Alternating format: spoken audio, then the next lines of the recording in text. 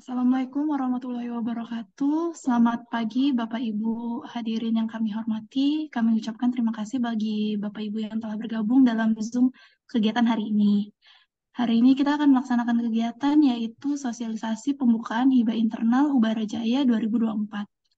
Adapun rangkaian kegiatannya yaitu pembukaan sambutan Kepala LPPMP, penyampaian materi yang nantinya akan disampaikan oleh Kepala Bidang Pengabdian Masyarakat dan Penelitian, serta Kepala Biro Keuangan. Lalu dilanjutkan dengan diskusi tanya jawab dan diakhiri penutupan. Sebagai rangkaian acara pertama, kami persilahkan Prof. Adi Farudin, PhD, untuk dapat memberikan sambutan. Baik, Assalamualaikum warahmatullahi wabarakatuh. Selamat pagi, salam sejahtera untuk kita semua. Bapak Ibu yang saya hormati, para dekan, kemudian wakil dekan, para dosen, ada beberapa hal yang perlu saya sampaikan di pagi ini. Yang pertama yaitu Permendikti nomor 35 tahun 2023 itu sedikit banyaknya merubah landscape eh, kegiatan yang berkaitan dengan penelitian dan pengabdian masyarakat. Nah, kalau kenapa demikian? Karena di sebelumnya itu ada ketentuan yang berkaitan dengan akreditasi, ada unggul, baik sekali, baik dan apa namanya cukup ya. Tapi sekarang dengan Permendikti yang baru itu ada akreditasi universitas itu terakreditasi dan tidak terakreditasi. Secara data, kita kalau dilihat dari akreditasi eh, persyaratan, saya kira saya yakin betul bahwa kita dari aspek penelitian dan pengabdian masyarakat serta publikasi Ubara Jaya bisa memenuhi kriteria untuk sebagai perguruan tinggi terakreditasi. Namun demikian, di dalam eh, Permendikbud Risdikti ya, Permendikbud Ristek yang baru itu eh, lebih menekankan kepada akreditasi prodi. Karena prodi akan ada istilah prodi unggul, ada prodi baik sekali, dan ada prodi yang tidak terakreditasi atau akreditasi percobaan. Nah, oleh sebab itu, karena landscape ini berubah, maka kita harus juga menyesuaikan. Di tahun 2024 ini, penekanan kami di PPMP mengharapkan partisipasi dari semua dosen, semua prodi. Jadi oleh sebab itu nanti saya mohon kepada Bapak Ibu Dekan yang hadir di Zoom ini mengingatkan kembali kepada para dosen untuk memanfaatkan hibah ini, ya, hibah internal ini eh, sebagai bagian cara untuk meningkatkan akreditasi prodi. Nah, ada beberapa hal yang berkaitan dengan itu. Yang pertama, kita memiliki penelitian hibah penelitian internal. Kita tidak memiliki kuota, jadi kita mencoba mengakomodasi semua peneliti, terutama dari peneliti-peneliti yang muda yang belum pernah memegang peran penelitian. Kemudian begitu juga dengan Abdimas. Jadi ada dua yang bisa diperebutkan di internal, itu uh, hibah penelitian internal, ada hibah Abdimas internal. Nah, tentu dari dua uh, hibah ini uh, yang paling penting itu adalah luarannya, selain dari prosesnya. Dari luarannya yaitu publikasi. Publikasinya itu ada ketentuan, ada syaratnya yang harus dipenuhi. Uh, Mulai dari jurnal Sinta sampai kepada Scopus. Meskipun memang eh, kita akan lihat apa tentuannya berdasarkan buku pedoman penelitian dan abdimas publikasi yang ditetapkan oleh berdasarkan SK Rektor, bahwa setiap penelitian dan dimas internal itu harus ada luarannya. Luarannya berkisar dari Sinta sampai ke yang tertinggi, yaitu tentu kalau misalnya tercapai Scopus itu lebih baik. Tapi seandainya di syarat dan ketentuannya menyatakan hanya Sinta misalnya, Sinta 3 atau Sinta 4 ya, atau Sinta 2, ya, silakan penuhi ketentuan itu. Kalau lebih misalnya, ya, bagus ya, juga, dan itu bisa juga diajukan nanti untuk mendapatkan insentif publikasi. Nah, Bapak Ibu sekalian, selain dari hibah internal, eh, saya berharap juga karena ini kaitannya nanti dengan akreditasi prodi untuk menjadi unggul, tentu dosen di prodi harus juga berupaya untuk mencari hibah eksternal. Ada banyak hibah eksternal yang tersedia dari BRIN itu berbagai macam skema, kemudian dari Dikti juga ada berbagai skema yang itu mulai dari penelitian, Dimas, ada yang juga eh, apa namanya hibah untuk prototipe, ada hibah untuk teknologi tepat guna dan lain sebagainya. Nah, beberapa dosen di Ubara Jaya sudah ada yang mendapatkan grant tersebut, dan kita berharap tidak hanya satu dua orang, tetapi dari setiap fakultas ada yang mendapatkan hibah eksternal. Jadi kita berharap bukan hanya hibah internal, tapi juga hibah eksternal. Nah, cara yang dimungkinkan untuk itu ya tentu bisa bersama-sama berkolaborasi di dalam prodi, bisa antar prodi, bisa antar fakultas, bisa juga dengan uh, universitas atau apa perguruan tinggi atau lembaga atau institusi di luar Universitas Bayangkara Jakarta Raya. Nah, ini akan sangat apa namanya baik untuk mencapai uh, apa potensi dan peluang untuk mendapatkan uh, hibah eksternal.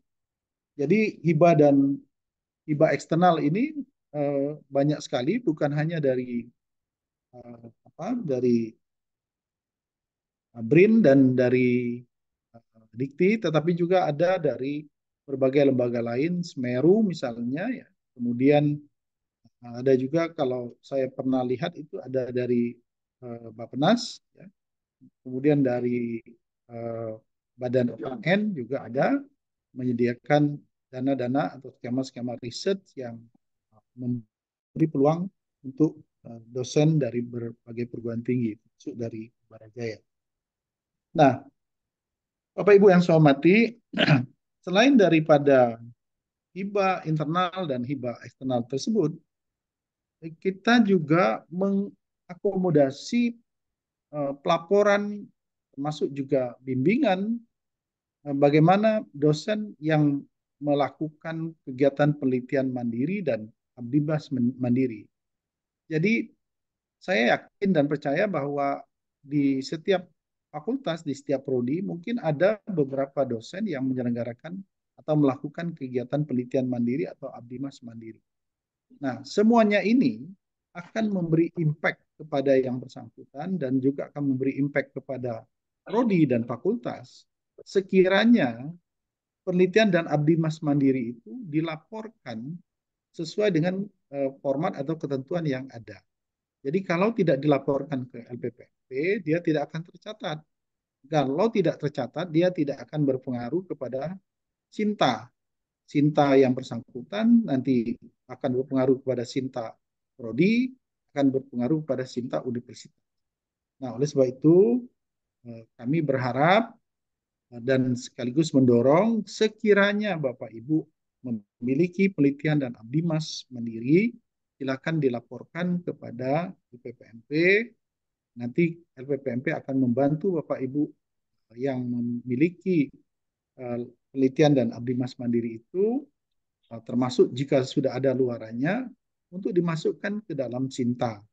Jadi nanti akan memberi dampak kepada Sinta Bapak Ibu, dan juga mungkin nanti akan berkaitan dengan kepentingan akreditasi prodi.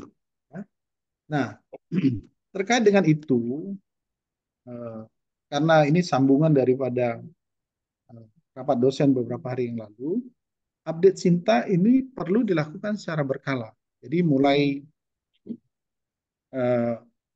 semester ini kami LPPMP akan memberikan apa namanya informasi dan update secara berkala setiap 2 bulan ya kepada dekan dan prodi untuk menyampaikan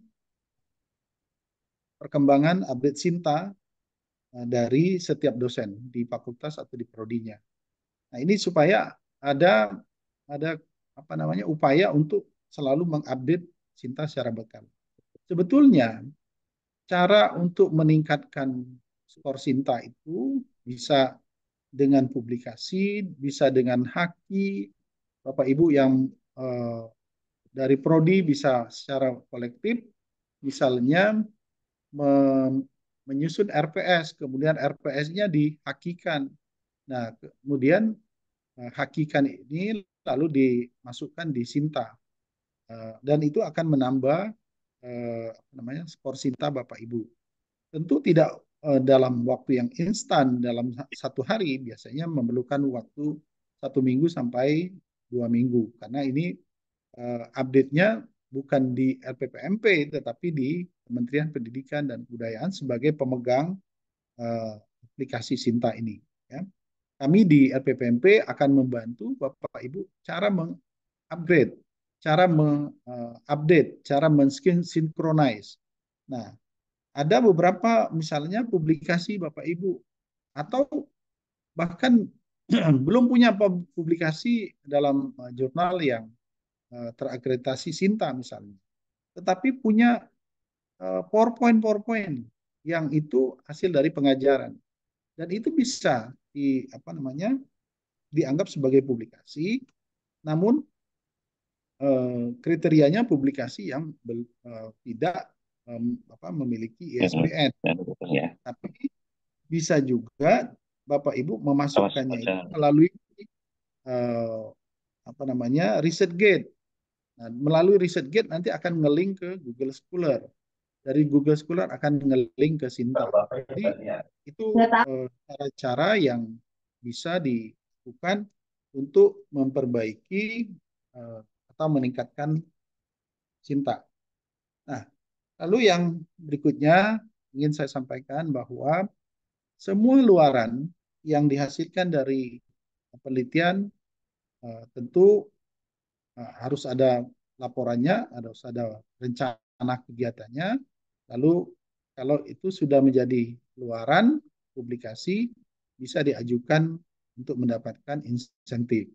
Namanya insentif, bukan penggantian. Insentif tentu kita juga tahu dengan kemampuan keuangan universitas tidak semua ya kita diberikan kuota, tetapi masing-masing dosen itu dua kali ya, dua kuota.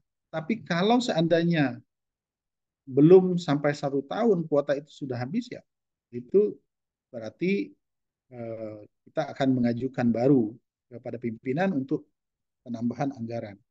Nah, karena ini menunjukkan bahwa publikasi dan produktivitas dosen di Ubarajaya meningkat. Ya. Nah, dan yang terakhir saya kira perlu saya ingatkan terkait dengan hibah internal dan hibah eksternal ini, tentu yang tidak kalah pentingnya juga adalah tertib administrasi dan tertib laporan keuangan. Kenapa?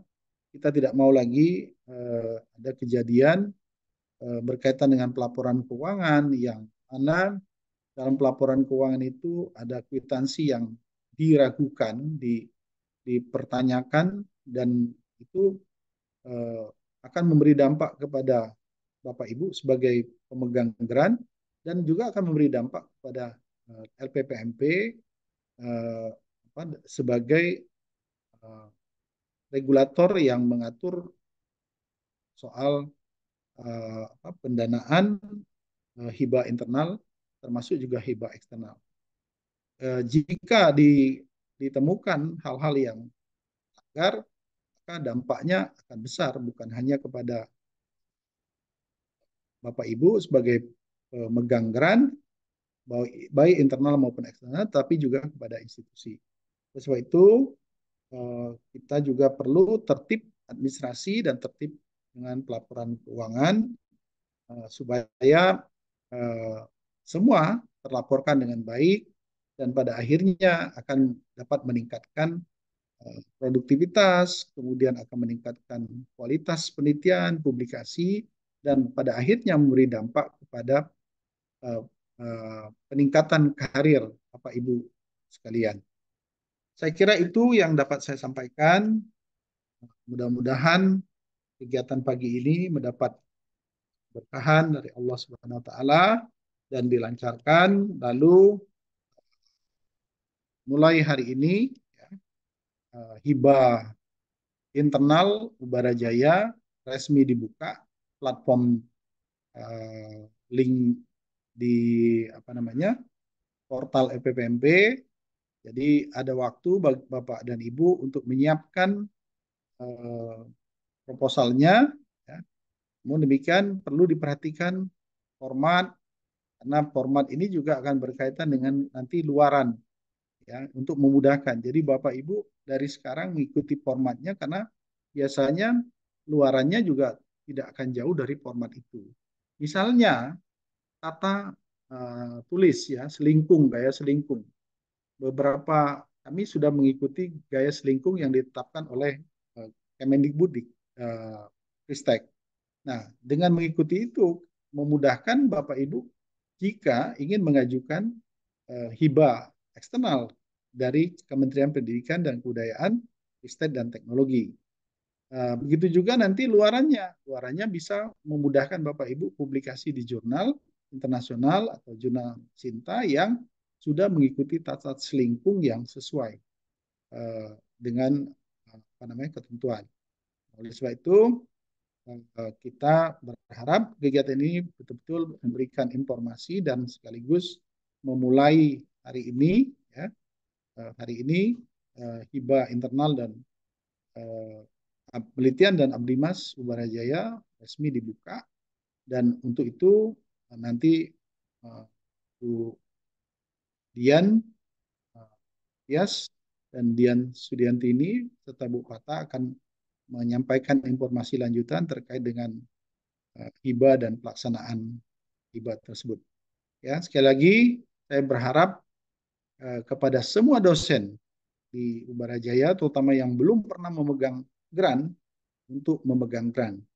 Kalau selama ini baru sebatas sebagai anggota, mari mencoba untuk menjadi ketua. Ya, dengan demikian nanti akan memberi dampak kepada Bapak Ibu dan juga kepada Prodi. Sekian, dengan mengucap Bismillahirrahmanirrahim, acara ini saya resmi dibuka dan dengan demikian hibah internal penelitian dan Dimas Ubara Jaya 2024 mulai resmi dibuka. Terima kasih. Assalamualaikum warahmatullahi wabarakatuh. Terima kasih Prof. Adi atas sambutannya. Selanjutnya akan dilanjutkan penyampaian materi oleh para kepala bidang. Yang pertama yaitu penyampaian materi terkait pedoman penelitian hibah internal. Kepada Ibu Dr. Dian Tias Untari dipersilakan.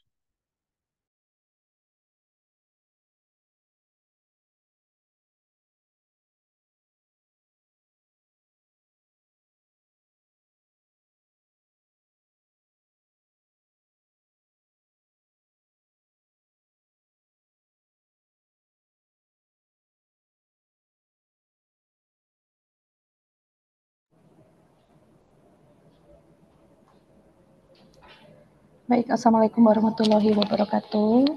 Selamat pagi, salam sejahtera untuk Bapak Ibu semua.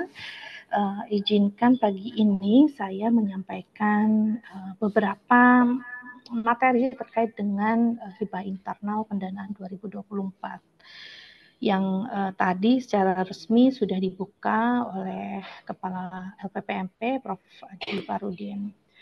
Baik Bapak Ibu sekalian, ini ketentuan umum memang dari yang tahun 2023 kemarin ada beberapa perubahan.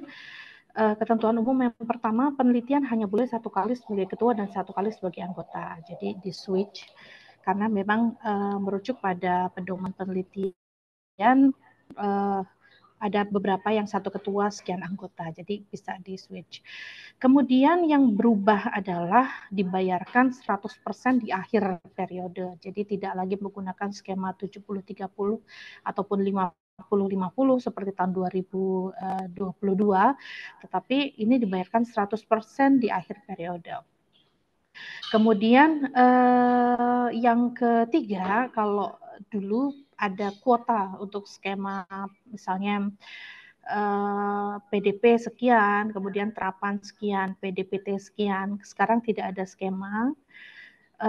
Yang keempat, besaran nominal hibah internal itu ditentukannya nanti tergantung berapa banyak yang mengajukan. Jadi kalau tahun 2023 itu benar-benar kompetisi, kalau sekarang semi kompetisi. Jadi tidak terlalu berat. Makanya tadi ini kenapa kebijakannya seperti ini, seperti tadi menyambung yang telah disampaikan oleh Prof. Adi. Ini adalah salah satu usaha dari Ubara untuk mensupport rekan-rekan yang belum pernah memegang grant untuk bisa mulai memegang grant dan mulai berlatih memegang grant dari hibah internal. Kemudian yang kelima, luarannya itu hanya luaran Sinta 6 sampai dengan Sinta 1. Boleh sampai dengan Scopus, boleh tidak menutup kemungkinan untuk ke sana. Tetapi memang luaran wajibnya yang diwajibkan ini karena nanti disesuaikan dengan nominal hibahnya juga ya. Kemudian luaran itu nanti bisa diajukan insentif jika kuota masih ada. Nah, berikut adalah timeline dari kegiatan hibah internal, timeline yang sudah kami tetapkan dan tidak menutup kemungkinan biasanya nanti agak sedikit bergeser, tapi kami sih tetap akan berpegang pada timeline ini. Yang pertama adalah pembukaan, yaitu tanggal 12 Februari hari ini, kemudian dibuka sampai dengan tanggal 12 Maret, 1 bulan kurang lebih Bapak Ibu ada kesempatan untuk mengajukan proposal. Kemudian yang kedua adalah proses mereview, nanti akan tim-tim reviewer dosen akan melakukan review pada tanggal 13 sampai tanggal 17 Maret. Kemudian ada revisi tanggal 18 sampai tanggal 20 Maret sesuai dengan masukan dari reviewer. Kemudian yang keempat ada penandatanganan kontrak. Penandatanganan kontrak kami plot 2 hari, tanggal 27 dan 28 Maret. Sehingga setelah itu Bapak Ibu sudah bisa melakukan penelitian, segala hal yang terkait dengan penelitian atau luaran penelitian hanya berlaku setelah kontrak.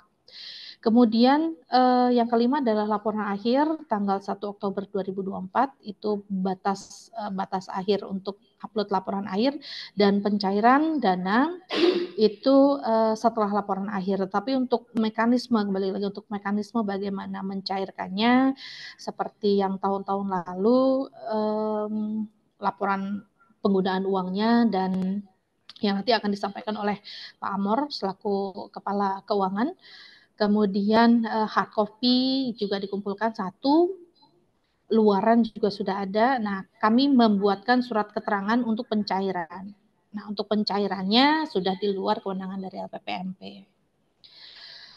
Nah, kemudian untuk template penelitian, ada template proposal dan template laporan, itu ada di Google Drive berikut. Nanti barangkali Mbak Tiara, Google Drive-nya juga bisa, Mbak Tiara atau Mas Erwan, untuk Google Drive bisa di-share di chat barangkali ya, agar Bapak Ibu dosen dapat mengakses. Sebenarnya untuk template juga sudah ada di web LPPMP. Berikut adalah skema. Jadi ini skema merujuk pada pedoman yang sudah dilaksanakan 2023, pedoman 2022. Skema penelitian ada 3, penelitian dasar, terapan, dan pengembangan. Penelitian dasar itu terdiri dari 5 program. PDP, dosen pemula, kemudian kerjasama antar perguruan tinggi, penelitian dasar PT, perguruan tinggi ya, kemudian penelitian kerjasama luar negeri, dan penelitian implementasi MBKM yang tujuannya adalah mensupport mahasiswa. Kemudian penelitian terapan atau PT-PT ya, dan penelitian pengembangan. Untuk penelitian dosen pemula, persyaratannya kualifikasinya minimum adalah tenaga pengajar atau paling tidak berjafung asisten ahli dengan pendidikan S2, terdiri dari 1 ketua dan 1 atau 2 anggota, artinya 1 anggota pun boleh, 2 anggota juga boleh.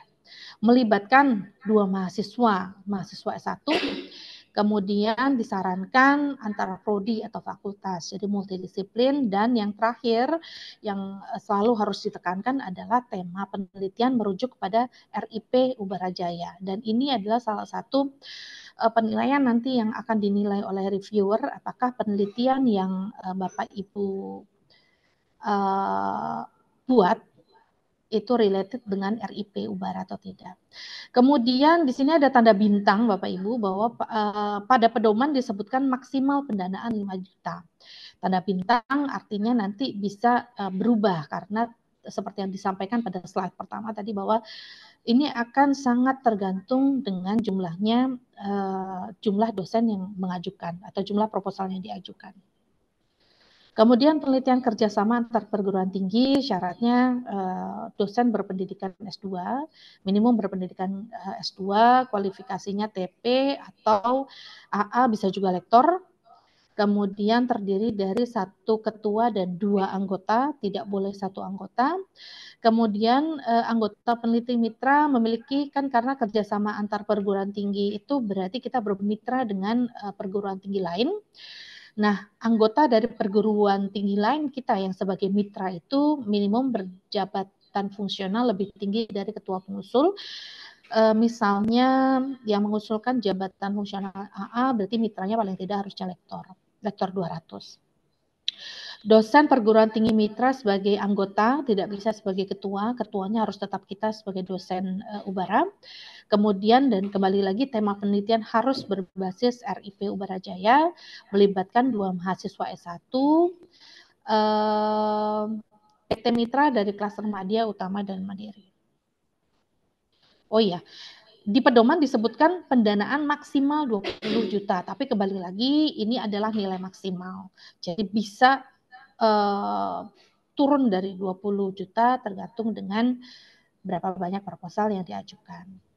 Kemudian penelitian dasar perguruan tinggi, syaratnya adalah dosen berjabatan akademik asisten ahli minimum, asisten ahli S2 artinya TP tidak bisa mengajukan, kemudian terdiri dari 1 ketua dan 1 sampai 2 anggota, melibatkan 2 mahasiswa S1, S2, dan S3, kemudian disarankan multidisiplin dari beberapa prodi atau fakultas, dan merujuk pada RIP Ubarajaya. Di pedoman juga disampaikan maksimal 25 juta. Tapi saya mohon kepada Bapak Ibu untuk, walaupun memang di pedoman ditentukan berapa pendanaan maksimalnya, perlu dicatat kembali dan kembali terus saya sampaikan bahwa ini sangat tergantung kepada jumlah proposal yang diajukan. Kemudian penelitian kerjasama luar negeri. Syaratnya adalah berjabatan fungsional minimum asisten ahli, tetapi yang S3, lektor kepala S2 atau ke atas, LK dan GB boleh mengajukan. Kemudian terdiri atas 1 ketua dan 3 anggota, di mana 1 anggota berasal dari perguruan tinggi mitra yang berada di luar negeri. Kemudian mitra perguruan tinggi diprioritaskan yang sudah mempunyai MOU dengan Ubarajaya dan melibatkan 2 mahasiswa, baik itu mahasiswa S1, S2 maupun S3. Di pedoman disebutkan pendanaan 50 juta. Penelitian implementasi MBKM ini yang tadi sudah saya sampaikan bahwa tujuannya adalah untuk support penelitian mahasiswa atau MBKM ya, MBKM pada skema penelitian. Untuk persyaratan ketua dan anggota adalah mahasiswa aktif Ubara Jaya, minimum adalah semester 5 atau semester 5 ke atas. Terdiri dari 1 ketua dan 2 anggota, melibatkan 1 dosen pembimbing dengan kualifikasinya adalah asisten ahli, kemudian berbasis multidisiplin dan boleh antar prodi atau fakultas atau perguruan tinggi. Jadi ini memang yang mengajukan adalah mahasiswa. Kalau di pedoman pendanaan maksimal adalah 10 juta. Kemudian penelitian terapan. Ini kenapa kami pisahkan antara penelitian dasar, terapan, dan pengembangan, karena memang di pedoman dan di IKU kami ada kuantitas yang harus terpenuhi ya untuk target penelitian dasar dan penelitian terapan. Jadi ini kami pisahkan. Dan penelitian dasar, penelitian terapan itu bukan berdasarkan jabatan fungsional. Misalnya masa sudah LK dia penelitiannya penelitian dasar, bukan penelitian dasar, bukan metodenya yang digunakan, metode yang sangat dasar, jadi makanya penelitian dasar bukan. Tetapi penelitian dasar dan penelitian terapan dan pengembangan itu lebih kepada output yang sudah atau yang akan dicapai. Penelitian dasar itu lebih kepada menyibak fenomena saja, misalnya membuat sebuah permodelan gitu ya. Kemudian permodelan itu diimplementasikan di mana, itu baru terapan. Terapan kemudian, mungkin dulu diimplementasinya di agro begitu. Kemudian saya mau mengimplementasikan di bidang yang lain seperti misalnya bidang di pendidikan. Nah, itu kan pengembangan dengan model yang sama, mungkin akan ada sedikit modifikasi, adaptasi untuk bidang yang lain. Itu pengembangan. Jadi seluruh dosen dengan roadmap-nya memang dia harus mengawali dari penelitian dasar, terapan, dan pengembangan. Tidak bisa ujuk-ujuk di terapan atau tidak bisa ujuk-ujuk di pengembangan. Jadi sekali lagi, penelitian dasar, terapan, dan pengembangan itu bukan berdasarkan jabatan fungsionalnya, bukan berdasarkan pendidikannya, atau bukan berdasarkan lamanya dia sebagai dosen, lamanya dia sebagai peneliti, tetapi memang dalam roadmap-nya apa yang dia tuju masih berbentuk dasar atau sudah implementasi atau memang sudah mengembangkan. Nah, kalau penelitian terapan syaratnya adalah minimum asisten ahli S2 terdiri dari 1 ketua dan 1 atau 2 anggota, melibatkan 2 mahasiswa baik S1, S2 ataupun S3, bisa mix. Kemudian disarankan antar prodi, fakultas atau multidisiplin, dan temanya harus merujuk kepada RIP Ubara Jaya. Kemudian di pedoman disampaikan untuk PT-PT ini maksimum 50 juta. Dan kemudian yang terakhir penelitian pengembangan perguruan tinggi, syaratnya minimum lektor S3. Kemudian terdiri dari 1 ketua dan 3 anggota. Ketua harus memiliki H-index Scopus minimum 2, melibatkan 4 mahasiswa S1, S2, dan S3. Kemudian disarankan antar prodi, fakultas, dan multidisiplin, kemudian dan tema penelitian mengacu kepada RIP institusi. Di pedoman disebutkan pendanaan maksimum 50 juta. Baik, Bapak Ibu sekalian, Bapak Ibu dosen, demikian adalah sedikit yang bisa saya sampaikan, mengingatkan kembali terkait dengan penelitian atau hibah penelitian internal. Semua masih sama, yang berbeda adalah ketentuan umum ini. Jadi saya sangat senang sekali kalau Bapak Ibu sekalian bisa mengikuti hibah internal ini, apalagi yang memang belum pernah mendapat grant. Jadi berlatih melalui, insya Allah semoga dengan mengelola hibah internal pada saat ini, nanti akan beranjak kepada hibah-hibah eksternal yang tadi sudah disampaikan oleh Prof. Adi, karena memang di luar hibah eksternal kaitannya dengan penelitian khususnya banyak sekali. Selain tadi yang sudah disampaikan oleh Prof. Adi, ada juga dari lingkungan hidup Tera ya, penelitian Tera itu juga ada, kemudian dari sawit juga ada, jadi banyak sekali sebenarnya. Nah, kita berlatih untuk mulai sampai di sana dari yang terkecil, yaitu dari hibah internal. Dan memang nilai kompetisinya yang dulu begitu sangat kompetitif sekali, penilaiannya begitu sangat ketat, sekarang dilakukan semi kompetitif. Jadi lebih kepada apa yang diminta dalam template penelitian sudah ada atau belum, especially yang terkaitannya dengan RIP. Barang itu saja yang bisa saya sampaikan. Selamat membuat proposal Bapak Ibu. Terima kasih. Wassalamualaikum warahmatullahi wabarakatuh. Selamat siang. Baik, terima kasih Bu Diantias atas penyampaian materinya. Selanjutnya yaitu penyampaian materi terkait pedoman pengabdian masyarakat hibah internal. Kepada Ibu Dr. Dian Sudiantini dipersilakan.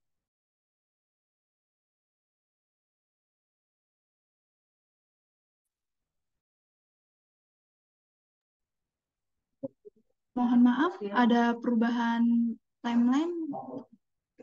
Selanjutnya yaitu penyampaian terkait bimbingan pelaporan keuangan berdasarkan perlaku. Kepada Bapak Dr. Amar Marunda dipersilakan.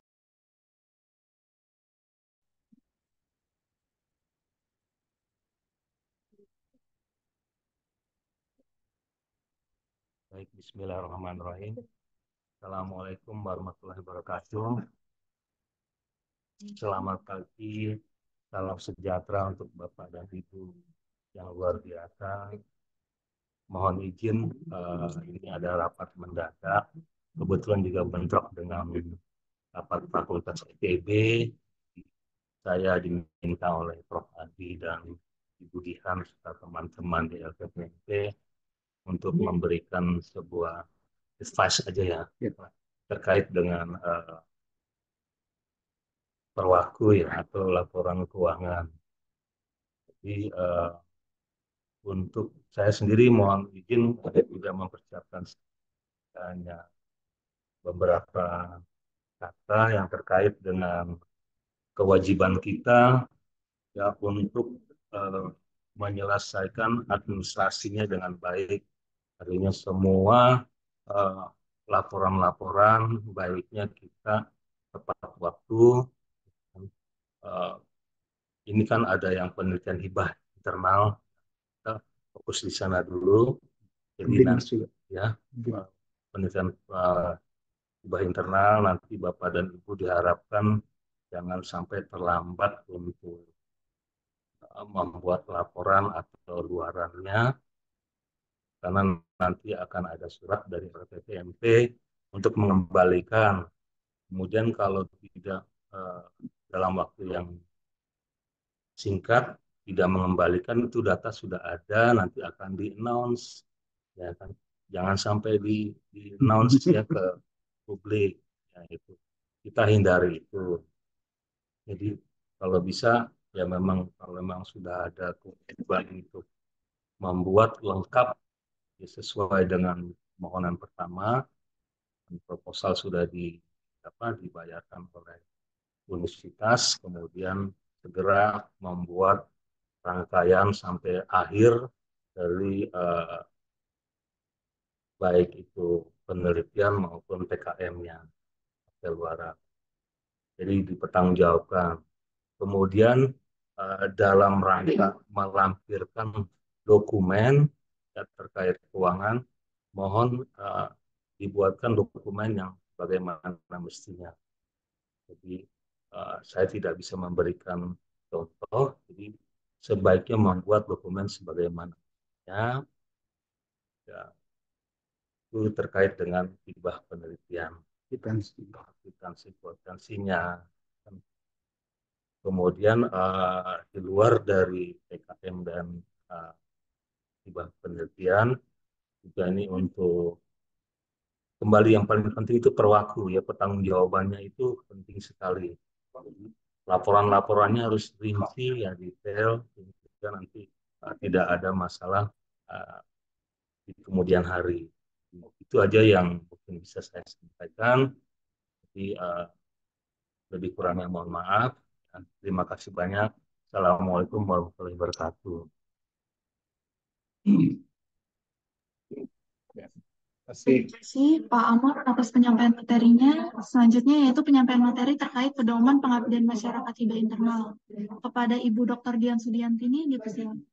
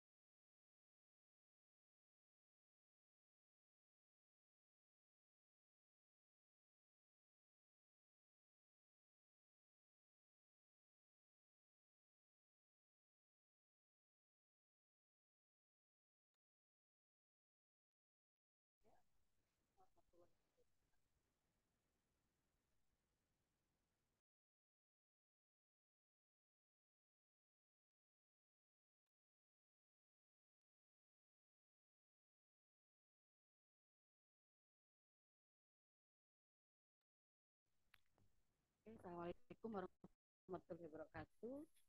Selamat pagi.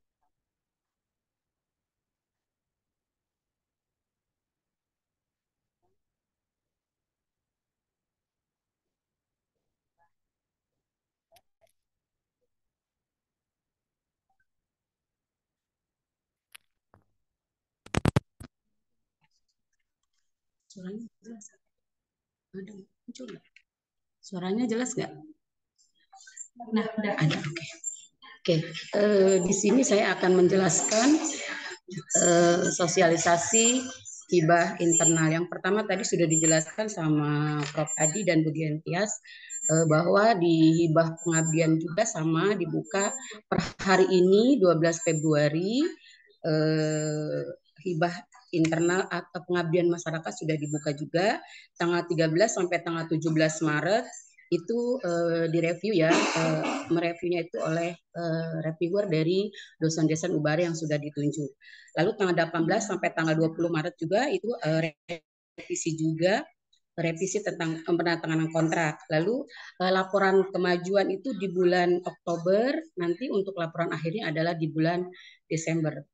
Nah, di skema pengabdian masyarakat ini dibagi menjadi 5. Yang pertama adalah program kemitraan masyarakat. Nah, yang kedua adalah program pengembangan desa binaan atau EduPak UBJ. Lalu yang ketiga program KKN UBJ. Yang keempat adalah program pengembangan kewirausahaan UBJ. Lalu yang kelima adalah program pengembangan MBKM pengabdian masyarakat. Nah, untuk program kemitraan masyarakat itu sendiri ini bersifat memecahkan masalah atau komprehensif. Yaitu di sini tujuannya adalah PKM memajukan dan memberdayakan masyarakat melalui kegiatan yang memiliki dampak dan manfaat langsung kepada masyarakat.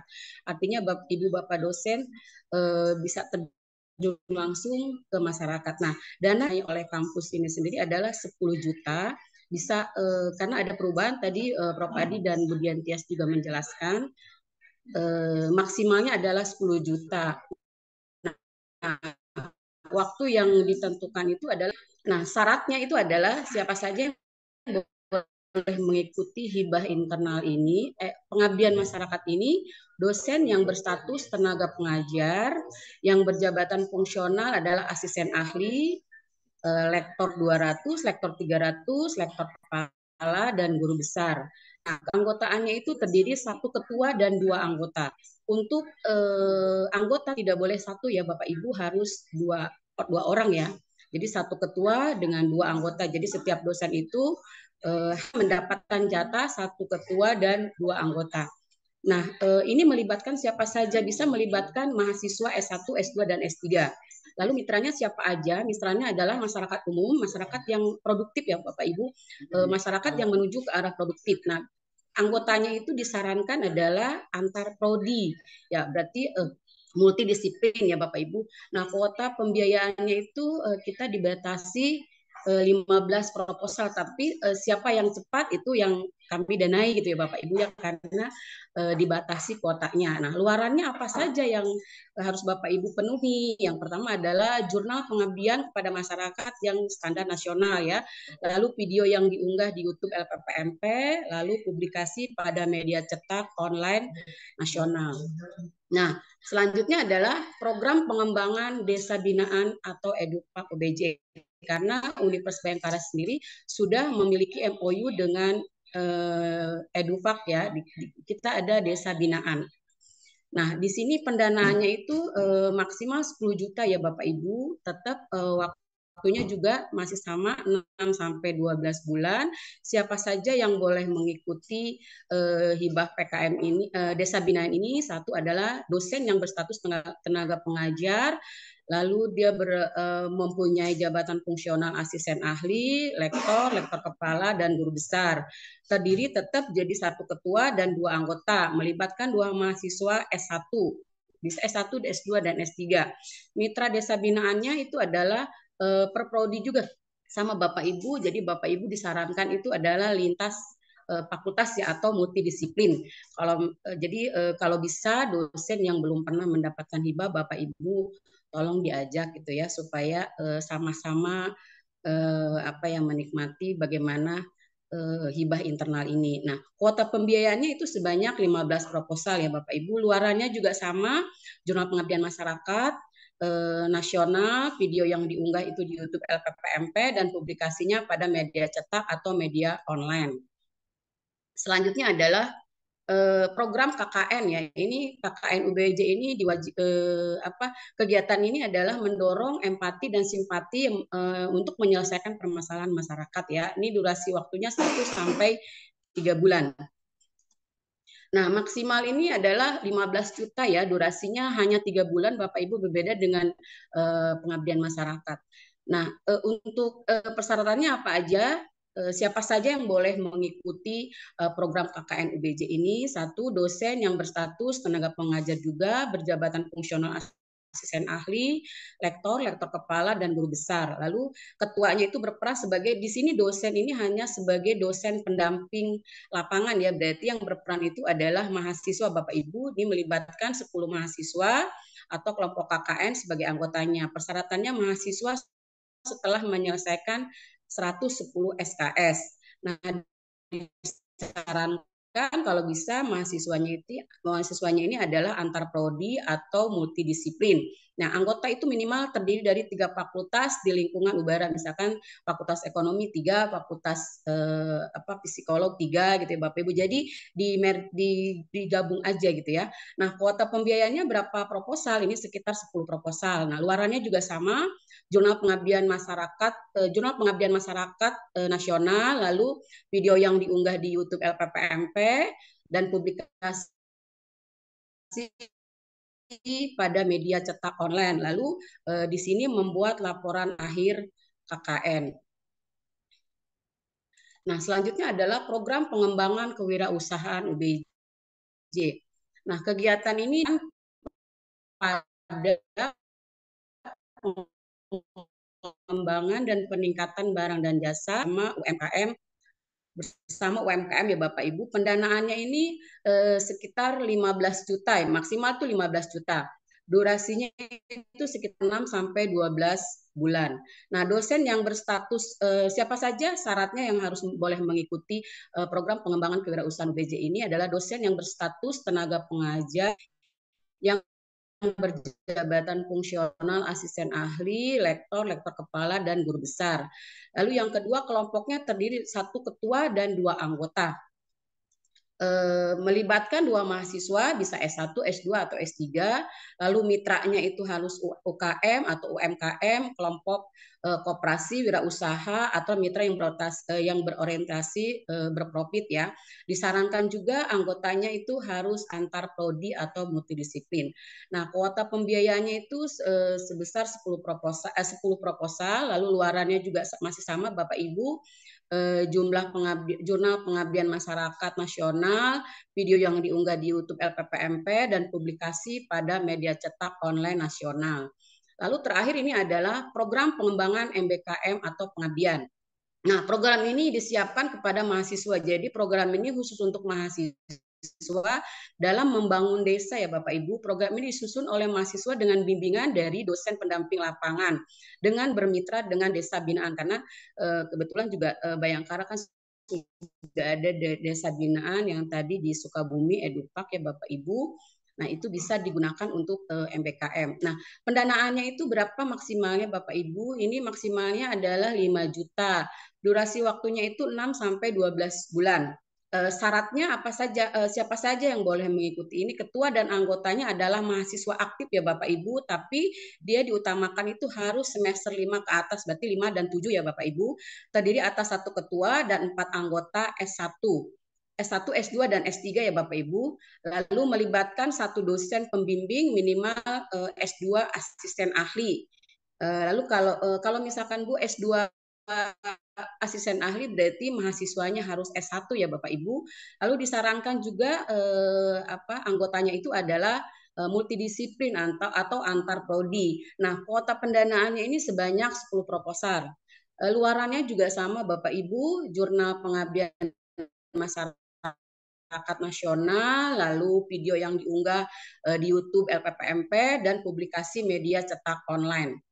Nah, ini saya akan memperlihatkan ini skema pengabdian masyarakat ya Bapak Ibu, hampir sama dengan tahun kemarin.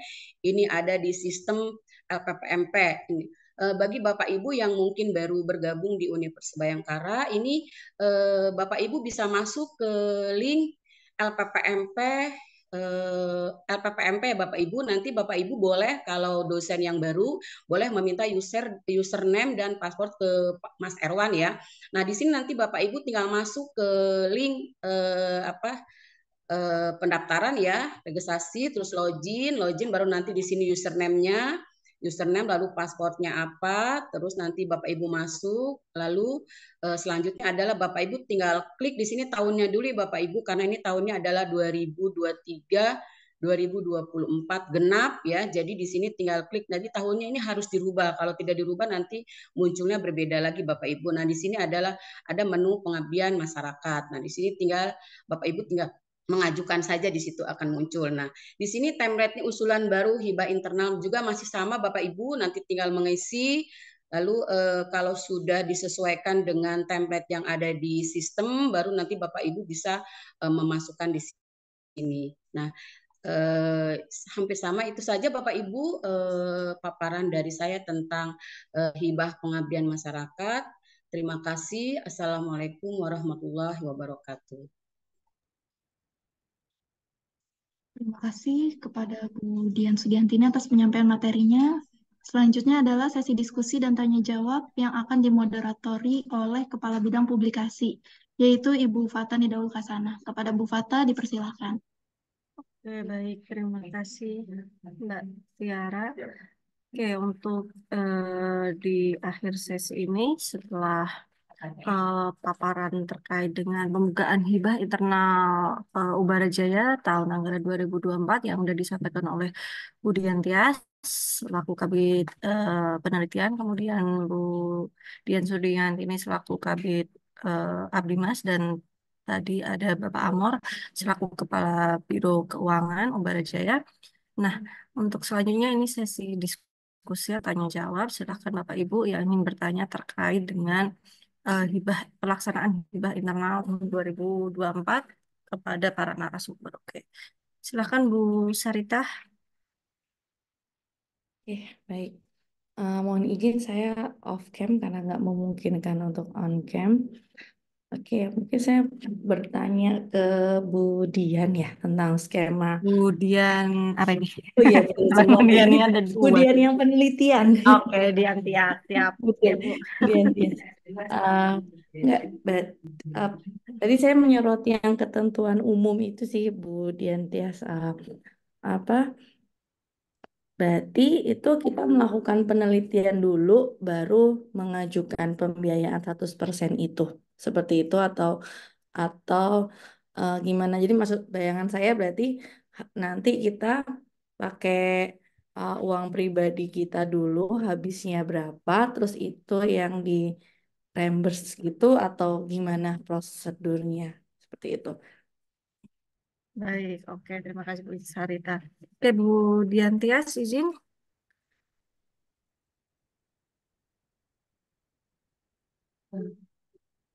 Tunggu, Bu.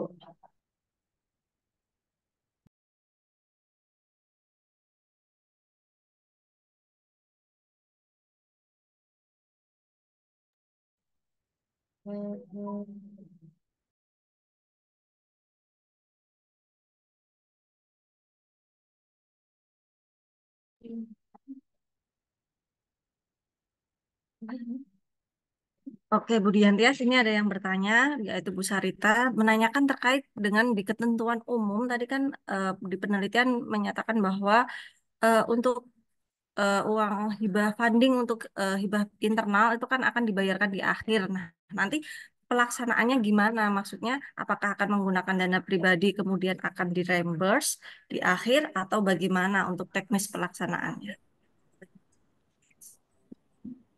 Oke, baik. Makasih Bu Sarita. Jadi apa istilahnya ya? Bukan reimburse juga, tetapi kan ada kuotanya. Misalnya berdasarkan pembagian tadi, misalnya nih yang mengajukan 100, proposalnya mengajukan 100, kemudian dana untuk hibah total adalah ada 1 miliar misalnya, 1 miliar bagi 100, berarti berapa tuh? Ya segitulah gitu. Yes, Nah itu gitu. nanti dana yang akan diberikan kepada ibu di akhir gitu. Jadi dengan ancang-ancang dana misalnya 5 juta gitu ya. Oh, nanti di akhir tuh penelitian ini nilainya 5 juta. Ya semaksimal mungkin berarti penggunaan dananya jangan lebih dari situ lah Bu, gitu nanti nombok. Begitu saya Oh, ngomong juga jadi berarti ngeri. iya, berarti itu bukan uang yang kita habiskan berapa terus kita ajukan ya, tapi tetap kita dapat jatah berapa, terus nanti pengeluarannya juga sesuai dengan jatah yang nanti kita terima, begitu ya? Betul, betul, betul. Jadi Oh, lebih hanya menggeser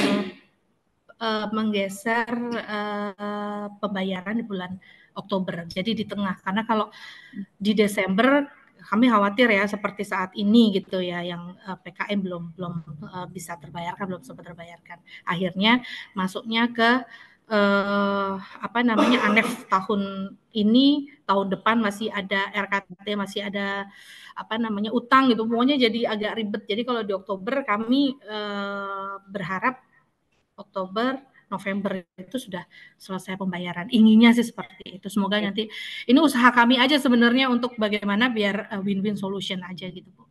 oh berarti Oktober itu diharapkan udah selesai penelitiannya, Betul, sudah November selesai. udah pelaporannya, kayak gitu. Ya, betul. Ya. Oh, Dan sudah bisa, semoga sudah bisa dicairkan. Kami berharapnya begitu. Tapi seperti tadi saya juga sampaikan ya, kalau sebenarnya pencairan dan lain-lain kan di luar kewenangan kami. Kami ya, lebih ke bagaimana laporan sudah masuk ke kami, kemudian kami membuatkan suket, nanti Mbak Tiara, Mas Erom membuatkan suket ke keuangan. Nah, nanti proses berikutnya ada di sana, bukan di kami. oke. Nah, Gitu. tapi masalahnya gini, Dian. Kan kalau misalnya output luaran yang kita janjikan di penelitian teman, kayak kemarin kan saya ikut sama Budita ikut di 2000 pembayaran 2000 anggaran 2023 kan kita ikut. Nah, kita kan ikut di penelitian terapan. Nah, luaran yang kita janjikan kan salah satunya adalah buku ber-ISBN, terus jurnal terakreditasi. Itu semua kan membutuhkan biaya gitu loh. Nah, kalau misalnya di bulan Oktober ini, misalnya nih kemungkinan terburuk kita nggak bisa submit gara-gara terkendala masalah pembiayaan publikasi. Nah, itu berarti gimana tuh Mas? Penelitiannya selesai dulu, tapi publikasinya yang penting submit dulu, boleh nggak kalau statusnya seperti itu? Sama seperti yang reguler tahun lalu sih Bu, sudah harus publish, buku juga sudah harus per-ISBN. Begitu. Oh, berarti Minimum LOA ya, minimum LOA. oke. Nah, untuk LOA itu kan kita harus bayar dulu. Berarti itu pakai uang pribadi kita dulu ya kalau kayak gitu. Iya, tadi kan saya sampaikan ini juga sedikit aduh gimana ya menyampaikan, tapi maunya kami luaran itu bisa diajukan insentif. Anda kurung jika memang kuotanya masih ada. Seperti itu. Oke. Oke, thank you Bu Dian. Ya, baik Bu. Semangat. Oke, baik. Terima kasih Bu Sarita. Kemudian untuk penanya kedua, silahkan Mbak Dwi Narko.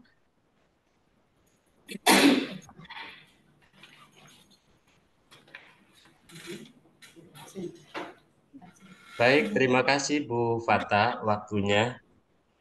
Assalamualaikum warahmatullahi wabarakatuh.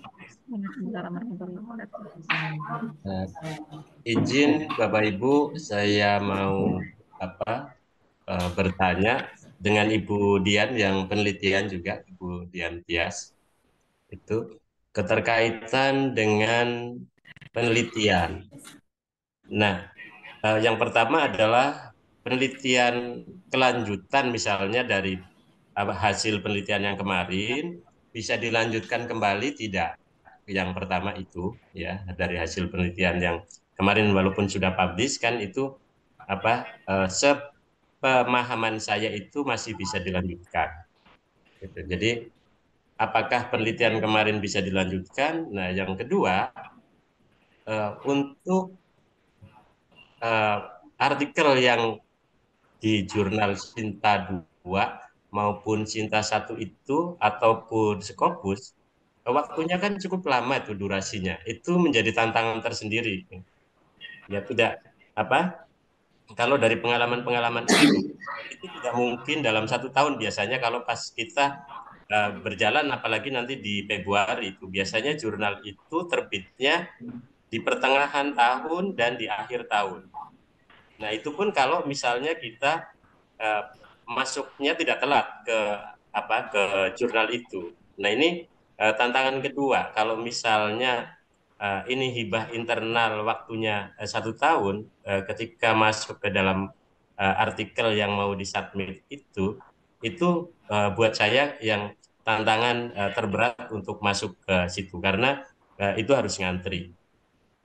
Nah, ketiganya masalah pelaporan, karena kemarin pada saat menyerahkan laporan di keuangan misalnya di fakultas di situ bahwa masalah laporan keuangan terutama berkaitan dengan kwitansi itu. Nah, kwitansi itu yang saya dapat informasi tidak boleh lagi misalnya dengan kwitansi yang tulis tangan, semua dalam bentuk transfer. Ini juga mesti harus diinformasikan supaya nanti teman-teman dosen juga tidak dikomplain ya, karena harus bentuknya transfer semua laporan pengeluaran itu. Saya pikir 3 pertanyaan itu Bu Dian. Terima kasih. Assalamualaikum warahmatullahi wabarakatuh.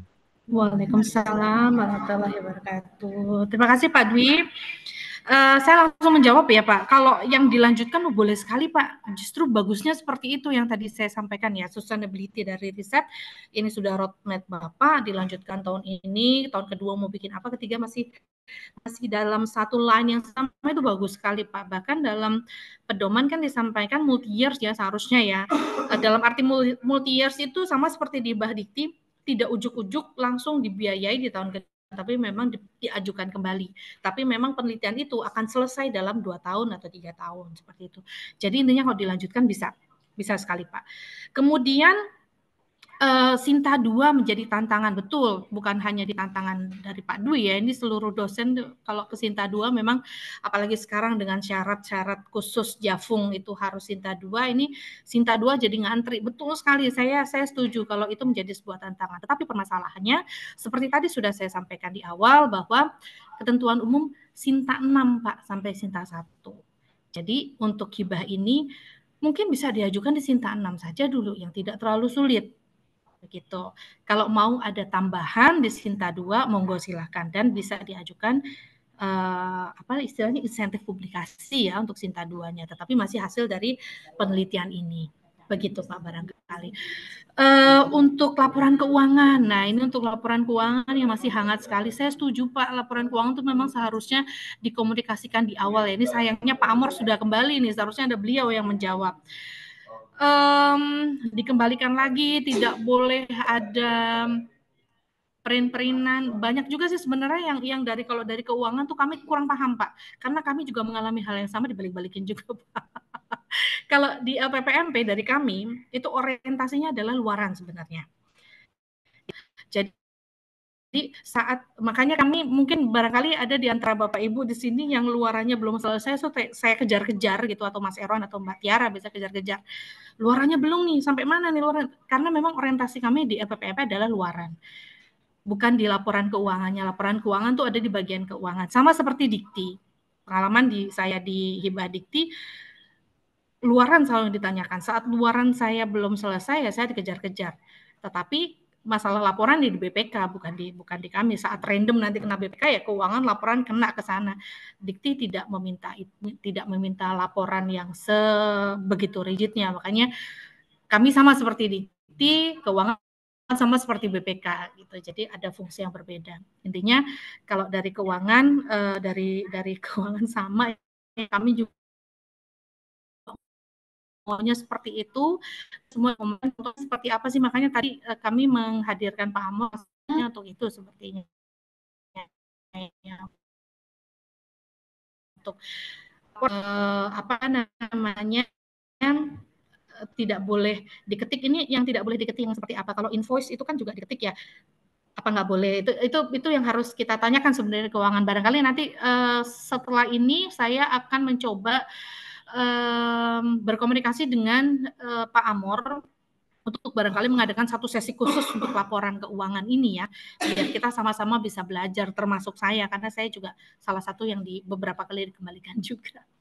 Begitu Pak Dwi. Baik, terima kasih Bu Dian. Ya Pak Dwi, sami-sami.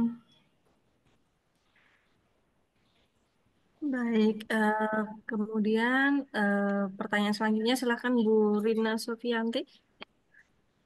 Baik, terima kasih. Assalamualaikum warahmatullahi wabarakatuh.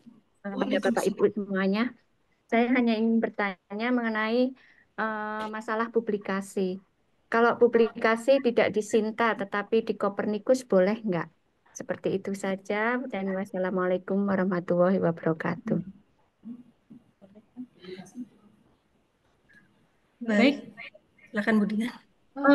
Langsung dari publikasi barangkali yang bisa menjawab. Kalau untuk publikasi ini disampaikan di apa yang sudah disampaikan Bu Dian Tias pun batasannya yaitu Sinta 6 sampai dengan Sinta 1. Kalaupun bisa fokus ataupun Kopernikus pun atau DOAJ pun diperkenalkan. Atau mungkin bisa ditambahkan kemudian? Ya, ini sebenarnya saya tambahkan ya Bapak Ibu sekalian, ini karena sistemnya bukan kompetisi, karena bukan sistem kompetisi berarti tidak menggunakan pagu yang besar-besar seperti tadi saya kasih tanda bintang. Ini kayak tadi 1M dibagi, misalnya 1M ya, 1M dibagi berapa dosen yang mengajukan, saya 100 ya bagi 100 seperti itu. Jadi kemungkinan tidak akan sebesar itu. Makanya karena kemungkinan tidak bisa sebesar yang lalu, konsekuensinya memang jadi luarannya harus diturunkan begitu. Jadi luaran sih saya rasa ya, dan berdasarkan pengalaman semoga sih tidak bermasalah ya, dengan luaran ini sudah mudah ya kalau Sinta 6, 5 kan tidak terlalu sulit. Bahkan barangkali di fakultas Bapak Ibu sudah banyak jurnal-jurnal yang masuk ke Sinta 5 dan 6. Begitu Bapak Ibu. Baik. Kemudian pertanyaan dari Bapak Yudhistira Adi Putra, dipersilahkan. Baik, Assalamualaikum warahmatullahi wabarakatuh. Selamat siang. Suaranya kurang jelas Pak Yudi. Sebentar ya. Sudah kedengaran ya? Masih jauh ya? Kayak suara anginnya besar kayak menggema. Halo. Nah, iya. Ya, mohon izin Ibu, saya juga seperti Bu Rina mau bertanya tentang luaran karena saya tertarik dengan penelitian terapan yang udah saya lakukan di tahun lalu, dan itu kan publikasinya itu atau luarannya itu berupa buku dan rencana saya itu juga pengembangan dari tahun lalu. Saya mau melakukan penelitian terapan yang outputnya mirip sama tahun lalu, yaitu film. Nah, apakah luarannya itu juga harus nanti salah satunya ada yang harus disintakan atau bisa seperti tahun lalu saja, gitu Ibu. Terima kasih. Oke, baik Pak Yudhistira. Yang penting luaran wajibnya dulu aja Pak, yang sesuai di pedoman. Jika memiliki effort lebih, tenaga lebih, monggo silakan, kalau mau disintakan boleh, diskopuskan boleh, tetapi yang menjadi pedoman kita sesuai yang ada di kontrak, biasanya itu hanya luaran wajibnya. Begitu Pak. Kalau boleh tahu kisaran sintanya untuk terapan berapa ya Bu ya? Soalnya tadi kan nggak ada batasan nih, yang misalnya dosen pemula harus sinta segini, terapan harus sinta segini. Setahu saya terapan itu bukan tidak sinta Pak, tapi hanya buku haki.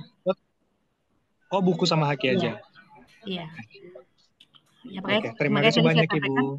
Ya, sama-sama. Makanya tadi saya sampaikan yang penting luaran wajibnya dulu, buku bahan ajar, dan haki kalau memang ada effort lebih, tenaga lebih, ada sisa data bisa digunakan untuk publikasi, monggo silakan. Gitu. Terima kasih banyak Bu Dian. Sami-sami. Baik. Kemudian ada pertanyaan melalui kolom chat. Bu Leni, izin bertanya Bu Dian Tias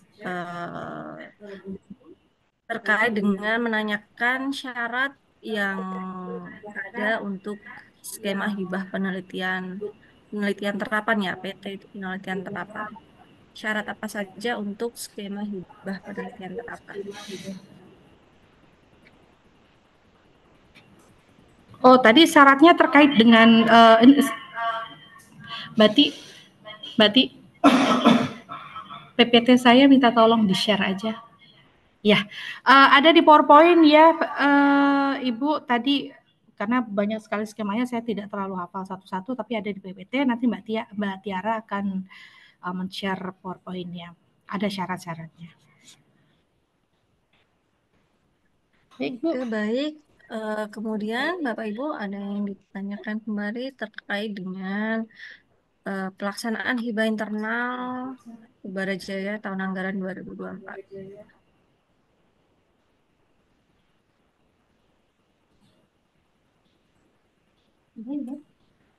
Gimana? Mungkin kita rasa cukup ya Bu Dian Tias. Oke.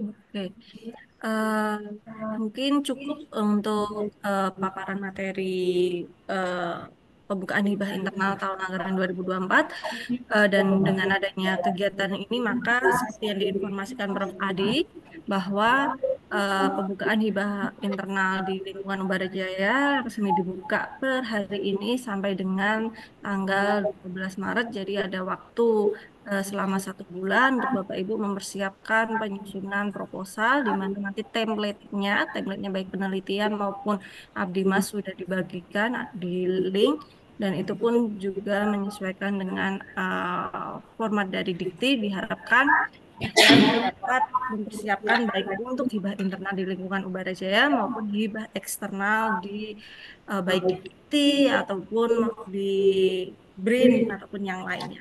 Oke, mungkin untuk sesi diskusi saya tutup, kurang lebihnya mohon maaf.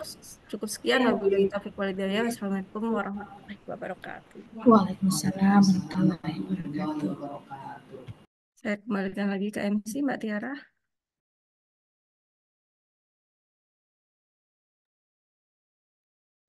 Baik, terima kasih Bu Fatah telah memoderatori acara kali ini. Bapak Ibu hadirin yang kami hormati, baru saja kita mengikuti kegiatan sosialisasi pembukaan hibah internal Ubarajaya 2024. Semoga acara ini dapat memberikan manfaat kepada Bapak Ibu sekalian. Apabila terdapat kata-kata yang kurang berkenan, kami selaku panitia memohon maaf. Akhir kata kami ucapkan terima kasih. Selamat siang. Wassalamualaikum warahmatullahi wabarakatuh. Waalaikumsalam warahmatullahi wabarakatuh. Terima kasih Bapak Ibu, saya izin live. Tetap semangat.